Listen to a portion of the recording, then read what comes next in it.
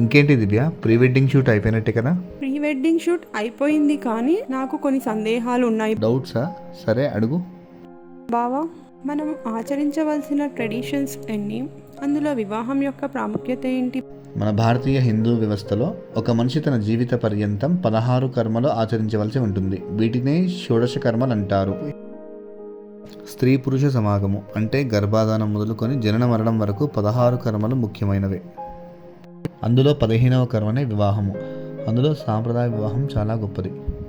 పెళ్ళంటే కేవలం ఎంత సుందరంగా ముస్తాబయ్యామో, ఎంత వైభవంగా చేశామనేదే కాకుండా పెళ్లి జరిగేటప్పుడు నిర్వహించే ఘట్టము, ప్రతి ఆచారం, ప్రతి వాగ్దానం వెనకాల చాలా అర్థాలు, పరమార్థాలు ఉన్నాయి. వివాహం చేసుకోకముందు పెళ్లికి సంబంధించిన మంత్రాల అర్థం గురించి తెలుసుకొని ఏం చెప్తున్నారో, ఎలా బ్రతకాలంటున్నారో తెలుసుకోవాలి.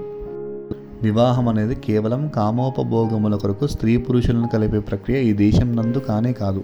ఇవాళ కలిసి రేపు విడిపోయే ప్రక్రియ అసలే కాదు. మనం రోజు చేసే భోజనం పైన శ్రద్ధ చూపిస్తాం. మనం కొనుక్కునే మొబైల్స్, కార్ పట్ల ఎన్నో విషయాలను సేకరిస్తాం.